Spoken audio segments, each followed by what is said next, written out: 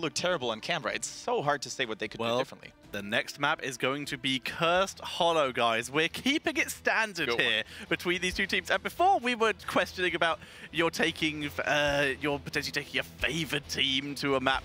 There are no favorites in this matchup anymore, so we're just going to have two teams who are very, very close on a very standard map. And I want to celebrate the arrival of Murden into this tournament. Yeah. He has been ignored during Playday #1 for the majority of the games, but finally we saw Zibina from Team Portugal proving to be an absolute menace. Unkillable, so many stun initiations, so much zoning potential going on. It wouldn't surprise me to see Murden pop up more often now. Yeah, absolutely. Murden, a very strong hero. Obviously, you could see how many times that game, Zabuna himself was actually hurt by the loss of stun on heavy impact. He really wanted that stun. He just did not get it since the nerf. But at the same time, Murden, very effective that game. I do expect to see more of that moving forward. Well, let's find out as we head into the picks and the bans. The draft is beginning for game number 2 in this best-of-3 series. The thing I love about the Cursed Hollow pick here, actually, is that it's such a standard map. It's another map, just like Towers of Doom, and just like an evenly matched team with a Spider Queen, where two even teams have to have lots of good team fights, lots of good macro play, and lots of trades. And after that game 1, I am really excited to see what Sweden, but mainly Portugal, can do. And we finally broke the circle of having one team that's significantly weaker than the other one. Now we can finally talk about teams that are fighting at an even level. They're fighting toes to toes. And I love this Cursed Hollow pick here as well. It's so good to really get those highlighted plays there. And so look at the fans vote. The chat has that escalated quickly. The chat has put a bit of faith in Portugal. They have flip-flopped to the extreme. It was 31% to 69% in favor of Sweden, and now even higher in favor of Portugal here, who are finally going to do their first ban in the form of Abathur. I think the best thing about Portugal in game 1 is they did not have a cheese comp. They did not even have an off-meta comp. I mean, okay, Zul was a bit off-meta, but everything else was 100% standard. And the cool thing too is Sweden didn't really apply the pressure. They couldn't apply the pressure to force Zul into an unfavorable position. Zul was able to get that level 20, and boy, with that mortal wound, did he turn things around. That really made all the difference, in my opinion. So, once again, maybe Sweden needs to play more aggressively. Maybe they can't afford to go for the late game anymore. Quite possibly. If they try to go for the late game on a map like this, then there's more opportunities, especially on a larger map where there's more chance that you'll be split. Yeah, absolutely. Why didn't they go double support, though? It really boggles me. With that Oriel solo support, it looked so weak in the draft already. Yeah, no, it definitely caused them a lot of issues, and that's why you cannot count Sweden out of this series, because all they need to do, get a standard draft, get something that works a lot better, especially into a comp that Portugal is going to have, and they 100% have a chance to take this series. So we're starting off with Divaka coming in from Portugal, giving that global potential, and of course that wonderful wave clear. Oh, and the Genji is a strong statement here already. It looks it really looks like they want to be the aggressors this time around. They're done with being the reactionary party in the game. They want to turn on the pain here for the enemy team. And you have talked up this Rhaegar from Henning so much. Pick through and through. Yeah, and it's also something that was quite effective against them in the last game, so we're very excited to see Henning jump onto, like I said, one of his comfort picks, as opposed to the RL, which he might not have been as okay with. Yeah. Now, of course, keep in mind, there is a lot of heroes still available for Team Portugal. Do they want to go for a similar style like they did in game #1, focusing on strong rotations early on, going into that late game, or like right now, it already looks very solid, like a good foundation with that Dehaka. They can open up towards many routes. Global style, team fighting, ignoring tributes, going for value elsewhere, going for structures early on. All that could be part of the plan. The vote is swinging very hard back in Sweden's favor. Okay. It's not all the way there just yet. It's now up to 35% from, what was it, 20? Yeah, it was 22? Yeah, it was very far in favor of Portugal, but Swedish fans bringing it back, and you can't blame them. That was a close matchup, and the Genji is, like Kendrick said, making a statement. I very much like this rotation from Portugal, though. Greymane, a good hero for the map. Again, very good at taking that easy camp. But Brightwing, really good into Genji and securing double global already for the side of Portugal on a map like Cursed Hollow. Yeah, if Brightwing gets a good CC chain going against a Reckless Genji, knocking him back with the Emerald Wind and then following it up with a Polymorph, she could certainly ruin his day. We see ETC denied. Actually a little bit surprising because I thought they would pick it themselves. Because counter global, because hard crowd control, it's been very popular throughout all the games, but it seems they have other plans. I mean, definitely Tyrael is something they could look at. It's very good into Dehaka because you can actually force. You can say as Tyrael, we are going in now. Tyrael, Genji, go in. You can even pick something like a Karazim on your side to definitely amp up that dive. So banning ETC is fine, but maybe if Tyrael gets banned or they try and pick Tyrael last, that could be something Portugal would think as well. Yeah, I really think an Arthas ban could be an option for Team Portugal now. Arthas could be quite the menace for melee attackers like Greymane. Even Dehaka could suffer from those permanent slows. And by the same token, the slows could be very well the ideal foundation for Genji to just go and wreck some faces there. Another option in terms of the slows, though, there are several tanks available, and both teams do need them. We are going to see the Arthas banned, but we still have options for Muradin. Johanna's still available. We even have options for Stitches if they wanted to go for that style. I'm not sure if Genji's playstyle matches the one of Stitches. Because it is a hard one to match. It's hard to really get into the same... although, Future Belt... Ooh, the extra slows. We did see a lot of effectiveness from Putrid Bile, I believe, yesterday. When with the Malthael. With the Malthael, when Stitches just ran over the team and Malthael steamrolled behind him. And Malthael is available, but there's a Brightwing on the enemy team. At the same time, there is a Brightwing, there is a Dehaka, which can cause a lot of issues for Malthael in terms of playing the macro game and also in lane. So it's a tough choice, but Sweden completely flexible, and Portugal is still quite flexible as well. Yeah, and also keep in mind that there is still the chance for Team Portugal to go for a second support, something like the Lucio, which would punish a Malthael pick early on even more. So it wouldn't surprise me if they picked up a very safe tank. Maybe a Muradin for themselves.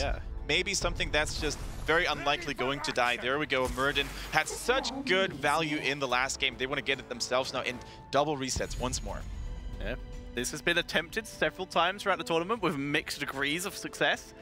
Like we said, you guys already know about the double reset comp. If you get a kill, you're going to start snowballing. If you don't, which can happen with this because initial setup damage can be lacking, then you're going to have a very rough time. And Brightwing is going to be potentially what they need to block that damage. A second support might not go amiss, though. I really want to see a second support. I really want to see them try and deny these resets because, as we saw Mana earlier, a Li Ming that gets resets is going to have a field day, basically, and your team's going to have a terrible day. So I really want to see possibly even an Uther, something really safe. Keep this on lockdown. Yeah, Uther, Karazim perhaps with a Divine Palm if the timing is correct. However, I think Karazim is hard to execute. You require better mechanics, better reaction times. So Uther is a very safe choice, and I think that's exactly what they could need. Divine Shield on Greymane to really lock down a kill and a squishy target. The backline could certainly work out. Lucio, not too terrible. Not too terrible. Tyrael. That is the Lucio no is going to... this time. No Malthael.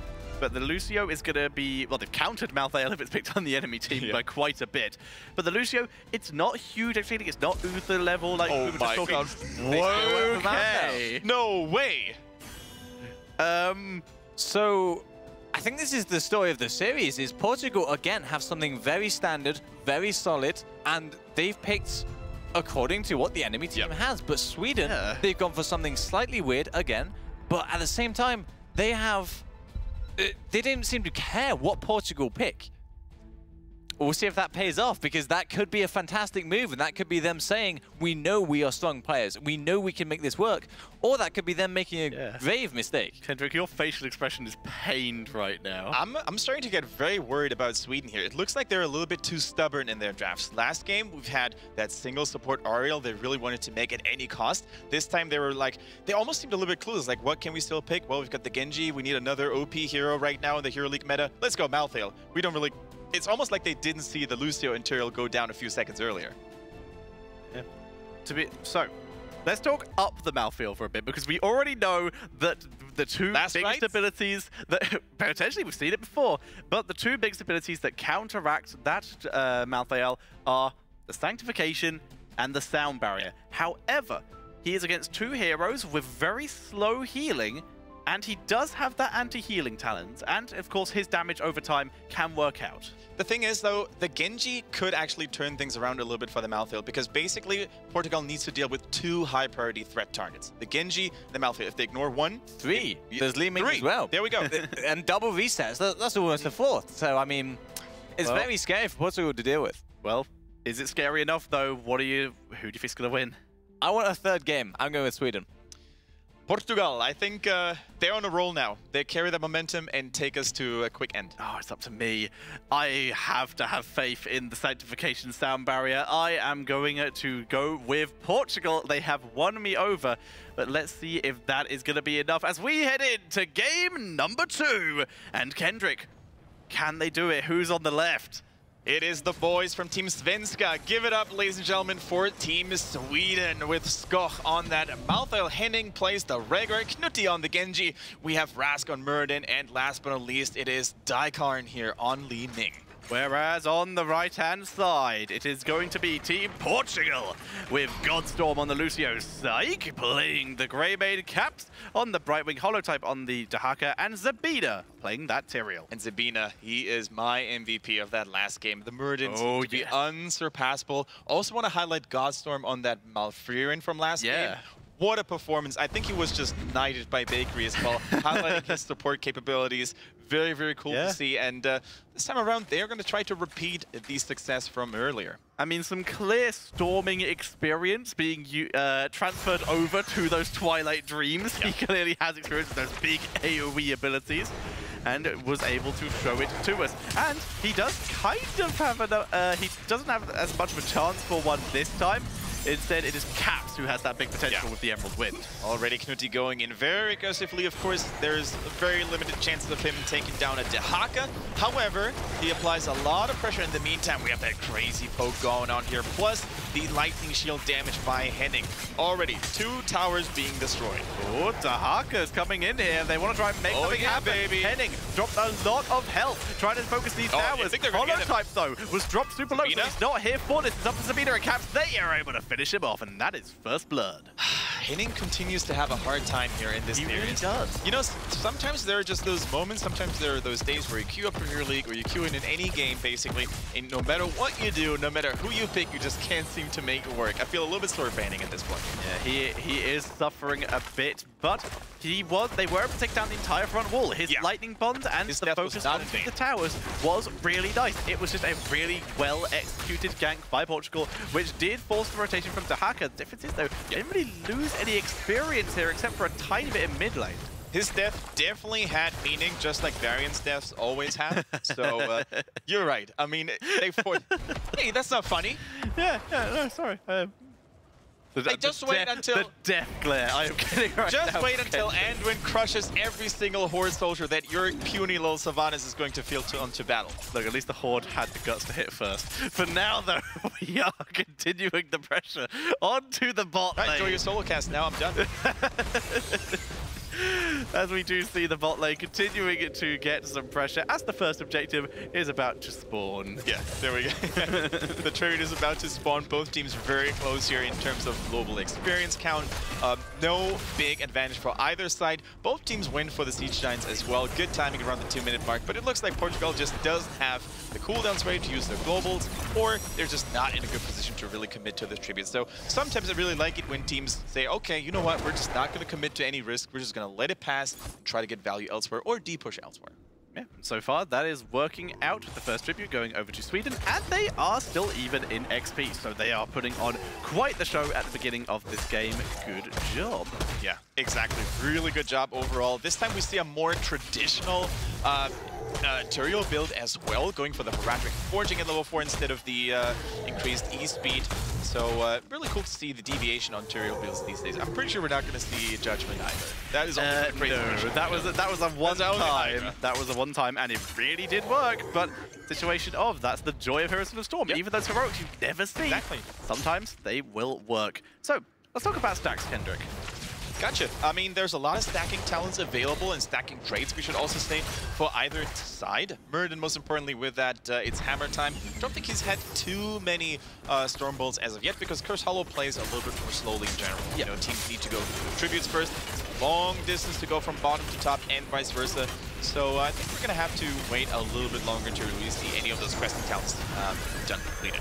Yeah, some of the other ones to be of note here, we do have the Black Harvest coming in for Malthael, and Lucio going with Chase the Base. We do sometimes see Subwoofer instead, but Chase the Base is the go-to on the wall as well. Off the walls, yeah, they're all viable. Yeah, they're all viable. Chase the Base oftentimes is my personal favorite, though. I play a lot of Lucio, and I find that Chase the Base is super solid after completion to really have a wide arc and really push people away. Also, you do no longer have to expose yourself as much when you want to boop someone to the side, because the casting cone range is increased overall. And that's going to be a big deal against heroes like Malthael, against Genji. Yeah. So really, I am a fan of this. He's got the party mix as well, so just building up those stacking talents, making up for everyone else here. Yeah, I think party mix also is a solid choice. We saw Ribby on Team Germany going for his own style, basically focusing a lot more on Sonic Amplifier, but going the traditional art is definitely going to help out, especially in the late game. If you go for that bonus track level 20 upgrade, you're going to be able to cover so much ground. So interesting talent choices here from Li Ming. Usually what we'll end up seeing is sort of a more defensive style with the dominance and stuff. This time though, Charged Blast on level 4 and Seeker on level 7. This is normally a build we're used to seeing in two scenarios. A, you're playing Battlefield of Eternity, and B, you're watching Grubby stream, because he likes that build quite a bit. But yeah, you're totally right. We're not playing in Battlefield of Eternity, so the fact that there's no Calamity, no Dominance even, is very unusual, and I can only see that being the case. They want to have maximal single target damage after Murd and stuff, so they can really pop someone very, very quickly. I like it. I like the plan here. That extra finishing damage potential if they can get a single target. It's nice! Orb onto Syken. Zelvia here. Absolutely. Rayman takes a lot of damage. Oh my goodness, the invulnerable effects on his W immediately cancel and interrupt, and all of a sudden they're going to have to go back. Yeah. Zebedar is just getting orbs consistently, but he's still able to grab the tribute, barely surviving, but getting the objective for his team. Yeah, once again, very important fight for Portugal to not lose here, because now they denied the first point. They also managed to get a result before level 10 was around the corner, which probably would go a little bit faster on the side of Team Sweden. Genji putting some pressure on Soterial, who immediately teleports away. Nice sneaky play there. And like I said, level 10 is available for Team Sweden, and they even get that bottom 4, giving themselves a little extra boost too. Yeah. And what I really like about Team Portugal right now is that they're using their global abilities or their global heroes to the fullest. You can really see how Brightwing and Dehaka, despite having a little bit of a rough time in the early game, are constantly trying to get the maximum pushing, soaking value out of it. And oftentimes when you play Hero League, you're like, okay, my Dehaka is always running with us. Where's our Brightwing? Why is she not solo pushing? But Portugal definitely stepping it up here. So Dehaka is holding his heroic. We have seen no adaptation so far. Is it really worth giving up the silence against Malthael or Genji? No, it is not. It's a double-edged sword. I was going to say, on the one hand, adaptation prevents you from dying, but in an ideal world, Sweden's never going to focus you anyways, because you have that burr, you can really cripple their resets. At best, you'll eat an orb every now and again from leaving, which is nice, obviously, and of course you're going to eat Malthael damage, but you're not denying that damage from anyone else. You are all being hit by Malthael's damage. Just imagine that isolation lands on Gregor, probably the best target. There's no more healing, no more protection. Look at Sabina once again. That's it. Nice. Okay. Yeah, just Ras was able to sneak it away. Godstorm tried to sneak it. He has to sound barrier just to stay alive here. Tanks drop too as they focus Goth, but the Ancestral keeps him alive. Surprise Dehaka though. Zebda has also been forced into the backside. The silence onto the Malthael here, but this is just a messy fight. They're zoned out, they're separated, and Portugal are gonna drop here. So there was definitely a lot of miscommunication going on here in Portugal's side.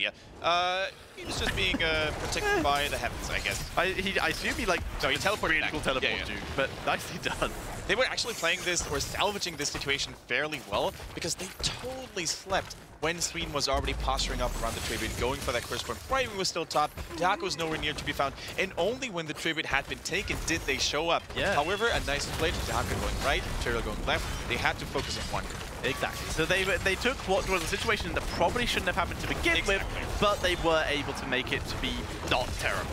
So good job by Portugal there. Caps escaping the wrath of duty. Again, the elusive nature of a fairy dragon. Not that easily overcome, even if you're a cyborg ninja. It's a weird sentence to say. That's probably not been uttered before in life. As Rusk is going to move in, does not land the Stormbolt, instead hits the wall. Yeah, if Mommy's watching and you're hearing someone out of your speakers saying random things, not me. It's the joy of productions like this. Yeah. We say sentences that have probably never been uttered in the history of mankind before. Exactly. So, Portugal isn't out of this yet. True, their early game is going a lot rougher than in game number 1. True, they're not dominating their opponents like they did in game number 1. True, they're losing Sabina over and over again, which didn't happen in game 1. Yeah.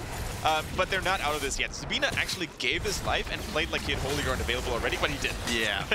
And Muradin is playing very far forward, getting in the boss route there, but Muradin is very far forward at the other boss there, trying to at least zone, but Dahaka able to force him away, and both teams are able to pick up the boss almost identically. Yeah, and that's pretty good story here for Team Portugal. It gives them more time to catch up on that level 13. Yeah, okay. So, okay, let me mention this level 13 talent on Leading. Yeah. I've read Team Liquid's Nurk saying something very interesting on Twitter the other day. He said, you know what, auto attack Leading is back. It's not that terrible as many people think it is. As such, Cannoneer will maybe get some additional burst value in there. Let's see. I remain by Tyrael, and they aren't able to achieve anything. He was the only one in it. Brightwing and Dahaka were not available for that fight. They did not come down. They now have level 13 though. Brightwing arrives. Dahaka could be doing so shortly. Everyone would have to be used. Sight is kept alive by the sound barrier. They're moving in, trying to focus down Muradin, but he gets a central healing and score. Teleports through Holotype. Immediately silenced though. Holotype pulling in the Muradin, who gets cleansed out, and the boss was tanking the shots anyway. Yeah. No deaths in this quite aggressive scuffle. That is huge because the boss is still sitting at 30%, 20%, deals a little bit of damage to that keep, but Team Sweden is not confident enough to go in any longer. All of their heroic abilities aren't cool, and that massive cocktail exploding in the backline. Be careful. Stays alive. Brightwing with a teleport. Wants the shield. Tries to stay alive. Holotype not so lucky. Oh, no he is way, lucky. no way. He's getting dragged in. Where is the Lucios to keep him alive? Not enough. 1-1. Tyrael goes down 2 for 1. But can they get score as he's dropped low? Brightwing with the snipe and Psych for the extra damage. But Psych might have gone too deep. He's infiltrating. Good block on the Storm Ball by Godstorm. And he just gets out. I can't believe it. Look at the top lane here on the side of Team Sweden. The boss, the minions, they have done a lot of work. I think they actually got more damage done than Portugal with all that siege going on at the bottom. It's pretty close. It's pretty, yeah, it's not as much, but it's getting pretty close. So the fact there's any at all is a big deal. Exactly. The fact that Portugal was able to hold the door and not let anyone in was so huge. I mean, the last second saves on both Brightwing and the Lucio, those were absolutely crucial. What a series this is turning out to be. The Grey main save, like you said, the body blocking the Stormbolt, and the extra save. So good. These teams are putting on a hell of a show for us right now. And keep in mind, Tetra, that certain power spikes are yet to come for Team Portugal. Holy Ground is nearby for Tyrael. 16 is around the corner. That also gives Brightwing a stronger polymorph. If she goes for a greater polymorph or the Criterize, both are really solid against Gengu. They are both very solid against Gengu, depending on if they feel they have the blow-up potential. With a Grey main, they might do. Or that extra duration to stop him, you know, being Gengu. Ninja things, you know? Doing ninja things. Alright, that tribute isn't really that important. Both teams probably focusing on 16 or getting 16 a little bit more. They don't have to overcommit. It's a little bit risky though for Team Portugal because it's so close to the bottom keep, which already took so much damage. So if they were to lose a team fight there, that's definitely going to be a dead keep. Especially with 16 literally just around the corner for Team Sweden. So as such, Portugal, they ditch it. They leave Dahaka putting pressure on top lane. Brightwing is playing very far back, keeping an eye out. Tyrael is doing Tyrael things because he is almost entirely immortal. So therefore, he is just able to move back to his team while scouting out that the enemy was in fact in the bot lane. As Li Ming continues down this build, bringing out the Fireflies. And the idea of this is just more magic missiles to combo with Cannoneer and to combo with Charge Strikes. Exactly, very true. Fireflies is a very interesting talent. Of course, it reduces your cooldown by 1 second and also increases the travel speed tremendously. Which is a big deal. Yes. And of course, the mana cost reduction as well. And yeah, with the Cannoneer and the Charge Strikes, and even Seeker, it means that you have to be less predictive. You have to just, you're going to have a much easier time to stand in the shots. Grass, Scott, you're just going to manage your team? Okay, Grass. Yeah, Grass is fine. Okay, that's all good. Genji also chilling in the middle here, dealing a little bit of push damage and siege damage with that mercenary camp. Brightwing, of course, has the global... look at that damage, though. Taka was pushing there so wisely that it's now 50%. And all of a sudden, this looks like a pretty open lane. No interrupts. Good interrupt. Wave of force. Holotype. Burrow tunneling claws. Guys, retreating. Gets a drag. But where's he going to go? He didn't have Burrow back up. And as such, he goes down. No, and they can't even get the tribute, too, because nobody was in position yet. And it's also in a very unfavorable spot for Team Portugal. No way. Tyrael? He gets the extra speed from his teleport. He's going to try and flee. He's ducking, juking, and diving, but he gets taken out. And Portugal, they are falling apart at the seams, Kendrick. Two very questionable deaths on the main frontliners there on Team Portugal. I do not know what Dehaka was doing there. He was probably trying to get a little bit more value against that keep, but I have absolutely no idea what Tyrael was doing there in the first place. Like, he was probably trying to save him, probably trying to scout a little bit where the enemy team would go next, but not at the cost of his own life, not when there's a curse inbound. With that curse, the pressure comes in. At least it is not a boss curse. It could be worse, but this keep is definitely going to go down. The core should survive. Everyone will be alive again. Level 20 is not available. The question is, can Sweden potentially get another keep? Looks like they want to try and rotate to the mid lane. A couple of them through the base to try and take it down. But with 1 second left for Tyrael, he will be alive again. And this duty, just wait. He is Cyborg Ninja, so he can afford to do so. But they do not get a second keep. Yeah, great polymorph for Brightwing. That means Genji, Li Ming, all those reset heroes will stay immobilized and unable to do anything for a longer period of time. That boss is a winning potential like that. They can go for the double boss play or they can go for the core. Double boss probably being a little bit more likely. Tyrael, he was on the way. He was on the way to try to interrupt, take a huge amount of damage from leaving a second set of magic missiles. Brightwing arrives, giving the shield Emerald's Wind to zone out 2 members. They're focusing down Malfail. He goes down, and here's the Dragon Blade from Genji trying to kill the backline. Central keeps him alive too, but the sound barrier is even alive as Psyche is being focused. Dragon Blade is expired, so no resets there. As Genji is focusing Brightwing with a good polymorph, will give her the chance to escape as Godstorm will move him away, and it's going to be a 2-for-1 though in favor of Sweden. Yeah.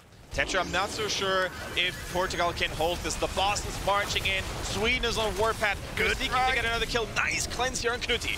Very nice cleanse on Knuti as they begin to move their way onto the core to try and end the game. The health bars are completely full, and Li Ming, the main damage, is miles away from everyone. Boss is over half health, and that is gonna be GG. And we are heading to a game number 3, guys, as Sweden bring it back in game number 2. Now we're starting to have ourselves a play day that is worth talking about, because Sweden, although they went down pretty one-sidedly in game number 1, it looks like they finally found their old form. It finally seems like they can really show the performance that their name suggests. Yeah. Yes, as we're going to have bakery in a bit, guys. But yeah, Sweden, they came in a situation where they were playing very evenly. That one looked like a far more convincing game. Yeah, absolutely. I mean, it's so tragic, though, for Portugal as well, because the hero of game number 1, Zabina, on that Muradin, looked a little bit too reckless this time around material. You could really tell that the lack of tankiness compared to Muradin cost him dearly. He was going for too many greedy plays. He tried to make too many plays in general, even before Holy Ground was available, and very often did he get caught out of position when he wasn't supposed to. I think it's very easy to blame that on nerves. So as we mentioned about Portugal, these guys are complete wildcards. They're very new players, and this is their first time on a big stage like this. So yeah, a few mistakes made, but it's very easily forgivable. And there were a lot of redeeming factors for too, as you might see in one of our replays. Ooh, are you showing us replays? I am showing you replays. Show us replays. The first one I have for you is the fight after the keep, and this is so close to GG, right? So look at Holotype. He gets solo, Zabina comes back in, shields him to save him, and that forces Genji to keep going in to try and kill Terry. Stormbolt secures the kill, but look at this from Psyche. Instant E and R to secure the Genji. Now Malthael's dived really deep to kill the dagger because of that shield from Tyrael, and that means that Greymane, he sees his opportunity, and he's also going to dive in and kill Scott on the Malthael. Now he gets super low, so he only just survives.